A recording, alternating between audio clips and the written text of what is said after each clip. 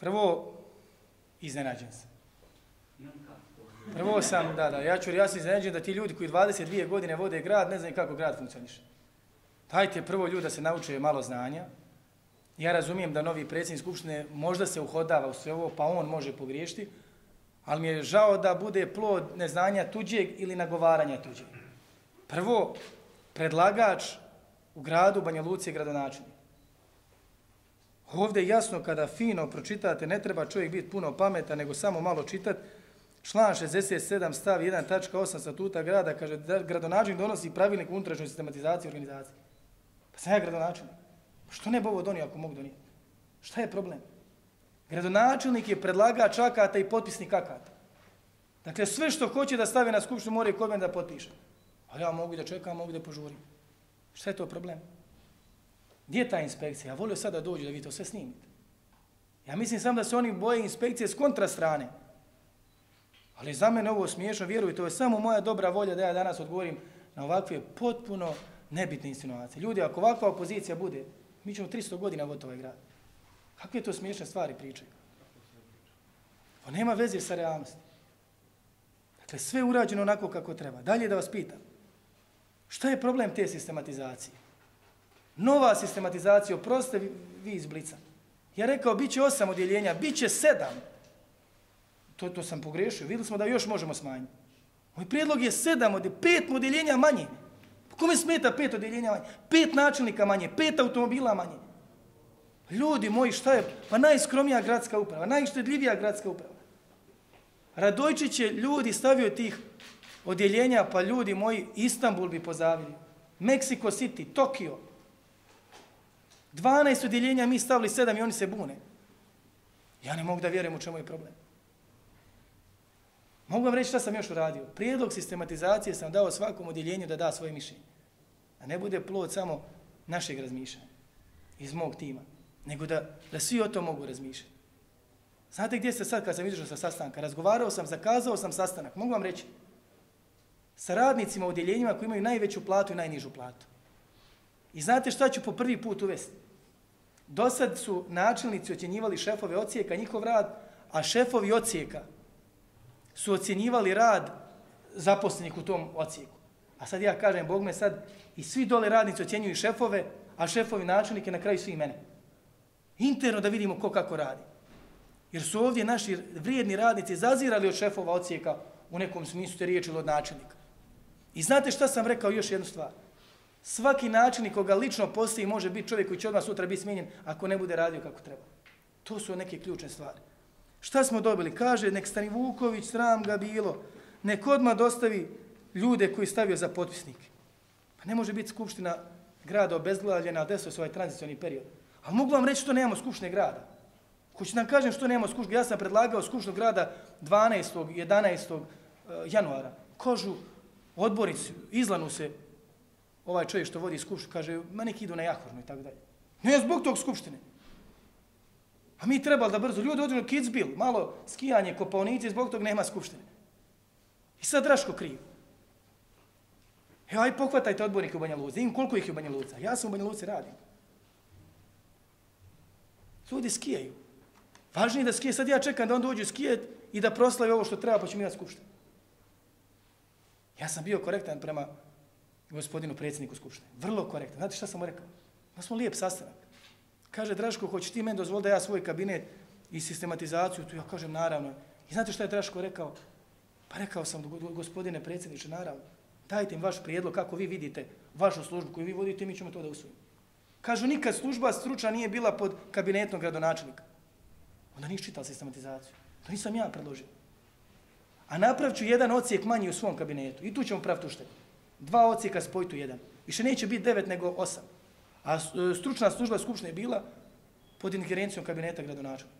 E sad njima smeta što on mene mora i slušati. A narod htio takva vremena. To su samo istine i to je tako. Ne mogu reći onako kako nije. Kaže da kažem imena. Dobro. Evo, hoćete da kažem. Jel treba čitati? Evo, hajde. Odjeljenje za opštu upravu Ljubiša Sladojević. Ja sve pitao ko je tu najbolji, kažu divan čovjek. A Ljubiša Sladojević rođeni brat od prvog saradnika Radojčića. A što je Draško rekao, pravimo grad bez podjela? Pa evo, nema podjela. Ako bi neko rekao, možda bi rekao, nije to čovjek koji voli Draška, možda mi ne voli, šta ja znam. Ali pravimo grad bez podjele, evo, ja ne znam tog čovjeka. A svi kažu Deljen da je dobar čovjek. Božana Šljivar Deljen za financije. Posvećena, sve to iz prethodne. Smo napravili grad bez podjele, da se svetimo ljudima, su već neki ljudi ostali. I, pa evo, tu su. Nikog nisam eksterno doveo. Odjeljenje za privredu Jasna Savić. Odjeljenje za prostorno uređenje Vuk Višekruna. Kažu mlad čovjek, dobar čovjek. Odjeljenje za lokalni ekonomski razvoj Dubravko Goranović. Odjeljenje komunalne policije Siniša Strbac. Odjeljenje za inspekcijske poslove Goran Mišić. Odjeljenje za kulturu, turizam, socijalnu politiku Nevena Blagović Podrić. Odjeljenje za obrazovanje, zdravstvo, omladin sport Daniela Kajkut. Odjeljenje za komunalne poslove Nevena Šljivić-Babić, opet imala u tom odsjeku jedno od većih pozicija. Služba zajedničke poslove Sanja Bukara. Odjeljenje za saobraćaj puteve Slavko Davidović. I imamo još odjeljenje za boračku inovaciju zaštitu Goran Šljivar. Evo imena ljudi, pa ko hoće, evo izvolite. Što bi krio, Bog vam dao. Dalje, dobio sam pitanje o broju zaposlenih koji sam ja zaposlio, sram je bilo. Neko hoće da kaže da ja kao gradonačelnik Banja Luke nemam pravo da imam oko sebe 10 svojih saradnika. Pa meni to dozvoljava sistematizacija postojeća. Dozvoljava mi 30, ja dao 10. To su prvi ljudi koji su kroz borbu ovu bili ljudi koji su nosili duh naše borbe. Pa valjda ti ljudi imaju pravo, pa evo, šef tima za komunikaciju, šef odsjeka za međunarodnu regionalnu saradnju i tako dalje. To su ljudi koji nose duh ove borbe. Jer ja bez njih ne mogu taj duh da proširim gradskom upravom i dalje. Neko hoće reći da gradonačelnik nema pravo imati na 10 saradnika. Dajte, nemojte da se šalimo, čovječe. A mogu vam nešto reći koliko mjesečno? To sam ostao dužan prethodnog gradonačelnika kad je rekao ne znam ugovor, određen ugovor na dijelu pa se treba mučiti. Znate koliko je ugovora na određeno svaki mjesec dolazi na produžavanje? Do 20 mjesečno. Znači za decembar, januar, evo, i ovaj dio februar imat ćemo ljudi, 35-40 ljudi, to je jedna ozbiljna firma. Ljudi koji su na određeno. I mogu vam nešto reći, poslao sam opet svim odjeljenjima da vidimo da li su ta mjesta potrebna. I mogu vam još ni jedan ugovor nisam produžio. To znači u ovom trenutku gradska uprava ima 30 prirodnom fluktuacijom radnika manje, plus ovo što će otići u penziju i tako dalje. Ljudi, mi pravimo ozbiljne reforme ovdje. Ne znam kome te reforme smetaju. Ali sve je tako kako treba. Šta treba da pričam? Pa nema, ne krijem ja to. Evo tu već ljudi oko vas i ovdje stoje pored. Moj kabinet je ogroman. Kabinet je duša, mozak, srce gradske uprave. Odatle sve funkcioniše. To moraju biti ljudi koji odražavaju programe koje smo zadali da će se dešavati. Kako da sprovedem programe bez saradnika kojima vjerujem i bez saradnika na koji imam pravo šefa kabineta, savjetnika i tako dalje. Mogu vam još nešto reći. Imam još 4 savjetnička mjesta koja stoje po sistematizaciji Igorova, nismo popuni. Još nemamo možda najbolja rješenja, ne žurimo. Od gradskog arhitekta, gradskog menadžera, još jednog savjetnika za pravna pitanja. To ništa nisam postavio. I nijednog načelnika nismo eksterno doveli, nego svi interno. Ovo je, vjerujte, najpoštenije. Ali mogu vam reći šta je problem. Evo, sad su me ujeli za jezik. Ja još čutim, malo čekam da praznici prođu. Danas pravoslavna nova godina, hoću da budem dobar. Mi smo ljudi uhvatili kriminal. Ljudi kriminal je uhvaćen ko zec. Nema, htio da se vrda i uhvaćen. Hoću da vam kažem šta smo uhvatili. Ograda plaćena 100.000, realno košta 30.000. I znate šta uradili? Dali ponudu do drugih građevinskih firmi, nijem koliko to košta, nismo htjeli reći lokaciju. A ono plaćeno 100.000 iz budžeta. I šta ćemo sad? Ide krivično. Ide krivično. A onda čišćenje tamo nečeg, pa vi ćete sa čega malo sad ovako da vas intrigiram, 165.000, ono skoro nije ni očišćeno. Nešto malo ko folk prošao bager. A plaćeno 165.000. A majko mila.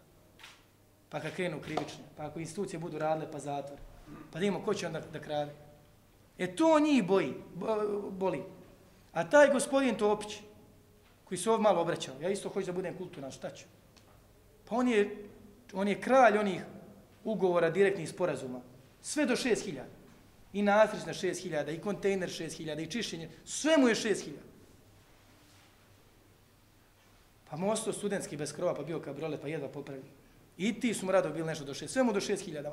I on meni da priča o poštenju. A nemojte, molim vas. Ako je neko pošten, pogledajte ruku. A mogu gdje go, evo sve jedan papir uzmite. Inspekcija, dajte da otvorim vrata. Evo otvorite vrate kabineta. Mislim da sam sve rekao. Dakle, On se boje uhvaćenog kriminala.